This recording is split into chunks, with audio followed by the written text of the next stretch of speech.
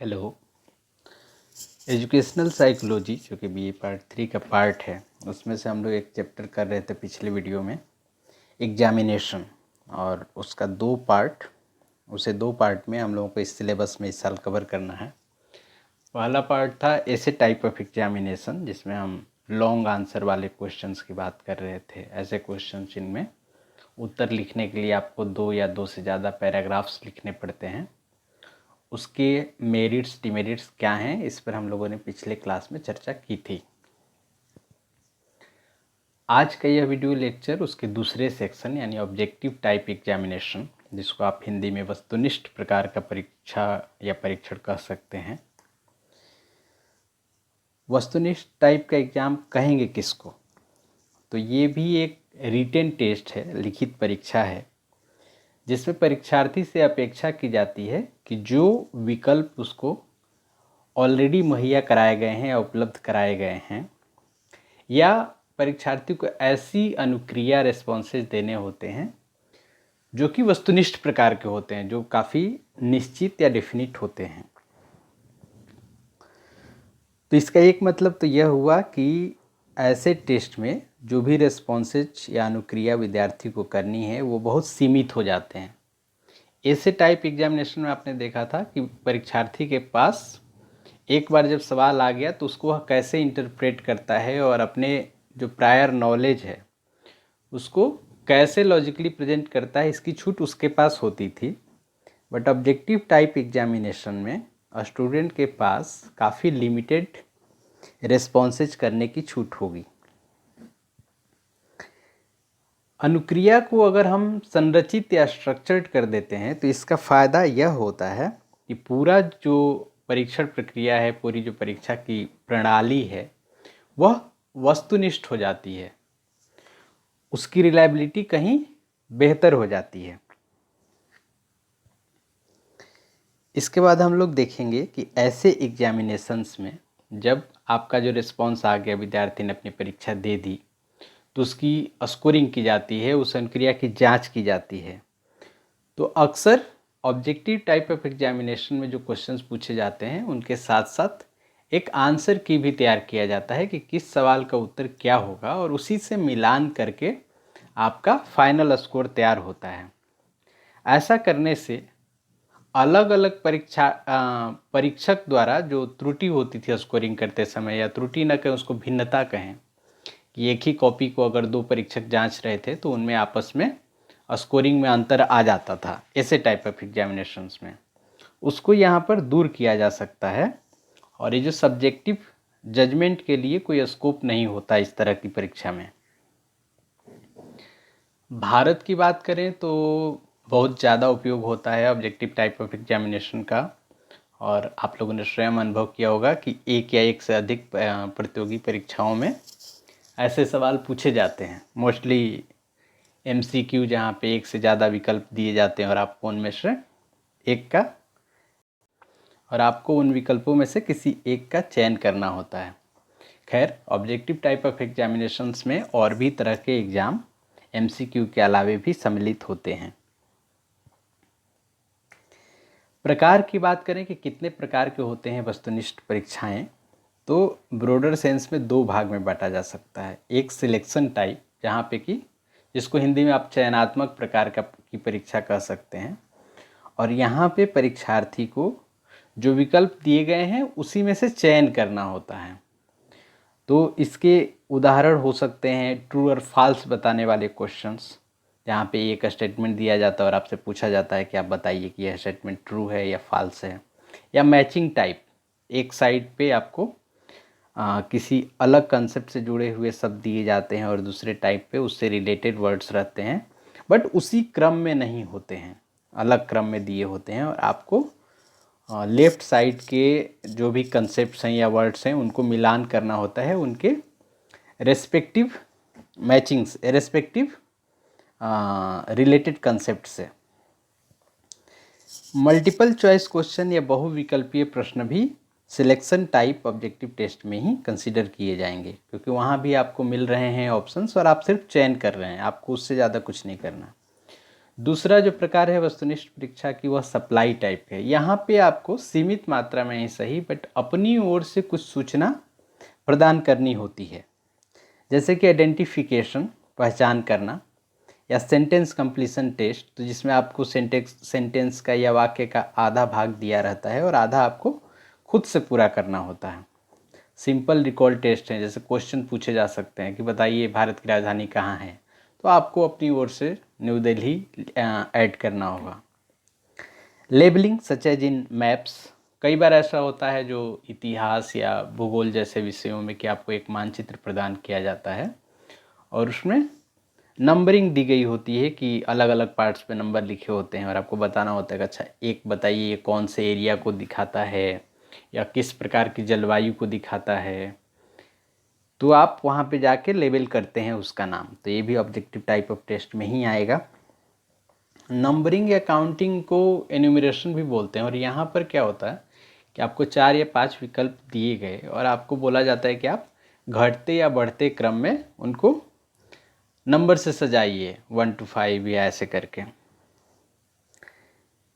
गुण या positive points क्या हैं ऑब्जेक्टिव टाइप एग्जामिनेशन की, तो सबसे पहले जो स्कोरिंग है, जो मूल्यांकन का कार्य है, वो बहुत ही वस्तुनिष्ठ है और ऐसे टाइप एग्जामिनेशन की तुलना में इजी है, आसान है।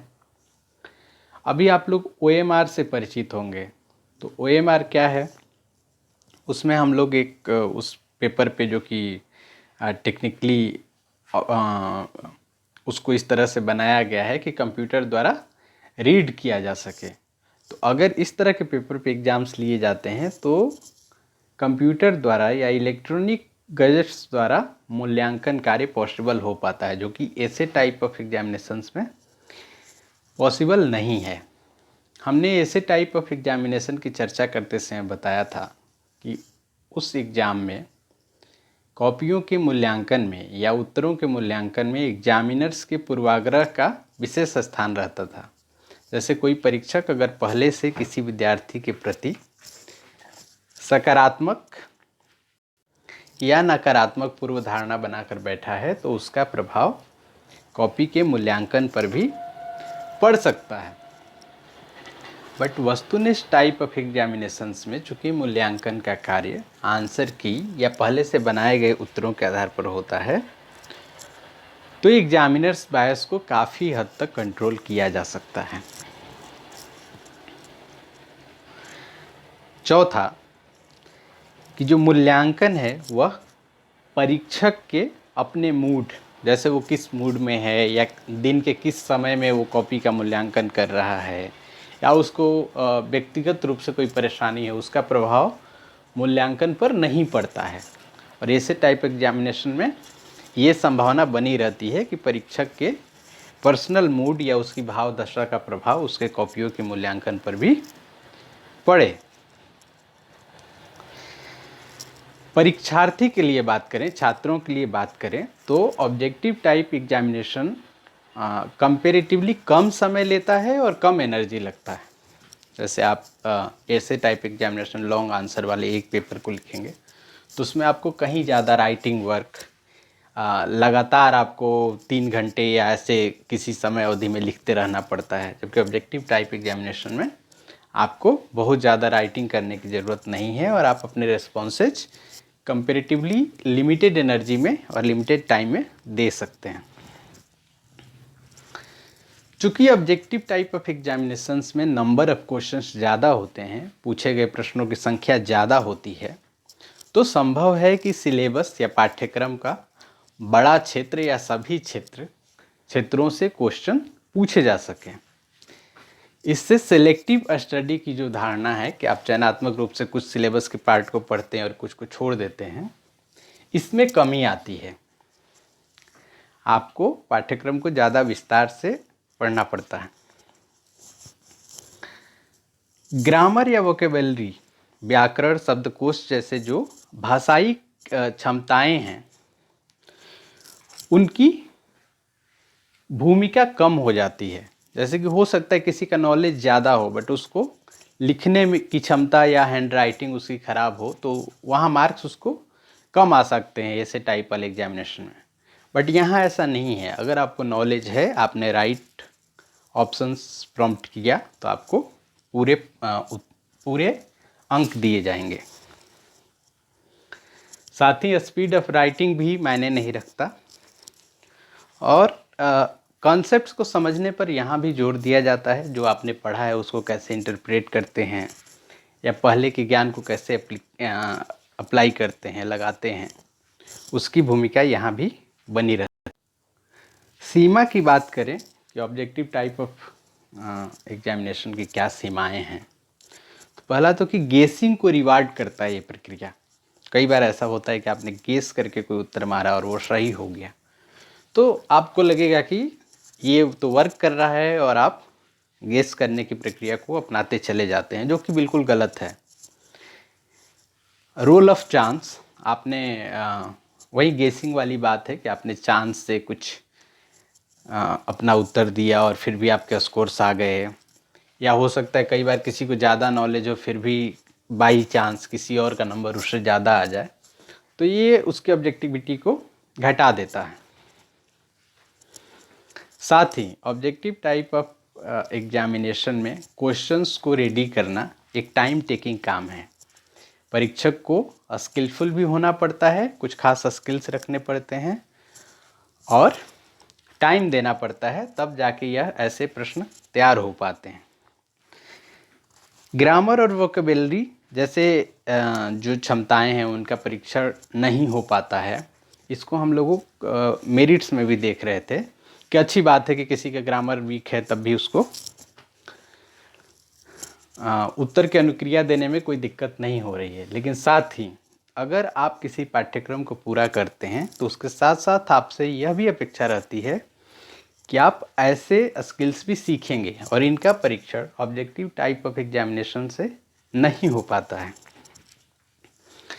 कई बार सिर्फ तथ्यात्मक ज्ञान पर ही जोर रह जाता है।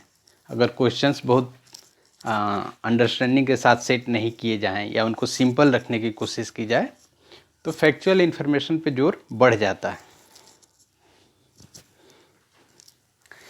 इसके बाद जो राइटिंग स्टाइल है, आपको अपने लिखने में कोहेरेंट स्टाइल में लिखना है या अच्छे से लॉजिकली आइडियाज को प्रेजेंट करना है, ऐसे स्किल्स का भी मूल्यांकन इस परीक्षा में नहीं हो पाता है। रटने की प्रवृत्ति को बढ़ावा देता है, चीट करना कंपैरेटिवली आसान हो जाता है। कई बार ऐसा भी होता है कि जो प्रश्न पूछे गए ऑब्जेक्टिव टाइप में वो अस्पष्ट हैं और आपको समझ में नहीं आ रहा कि इसकी अनुक्रिया क्या हो सकती है। एक और लक्षण जो अक्सर देखने को मिलता है कि कई बार सवाल ऐसे पूछे जाते हैं जिनका उत्तर उन्हीं में छुपा होता है, और जब ऐसे सवाल पूछे जाएंगे तो वो सवाल सिर्फ आपकी लिटरेरी या साक्षरता की क्षमता को ही, कि आप कितने साक्षर है, पढ़ सकते हैं कि नहीं, पढ़ के सेंटेंस को समझ सकते हैं कि नहीं, इस क्षमता का परीक्षण हो रहा है, ना कि आपने पूरे सिलेबस पे कितना फोकस किया, उसको किस तरह से समझा।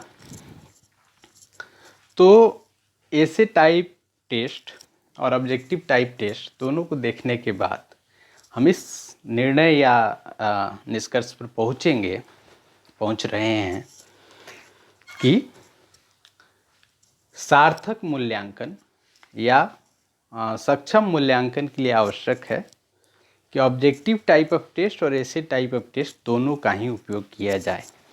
साथ ही अगर ऐसी व्यवस्था हो कि सिर्फ ऑब्जेक्टिव टाइप टेस्ट ही लिए जा सकें तो उस परिस्थिति में कुछ खास सिद्धांत हैं जिनका पालन क्वेश्चंस के कंस्ट्रक्शन में करना चाहिए, और ऐसा करके हम बहुत सारे इनकी ऑब्जेक्टिव टेस्ट के अवगुणों को दूर कर सकते हैं।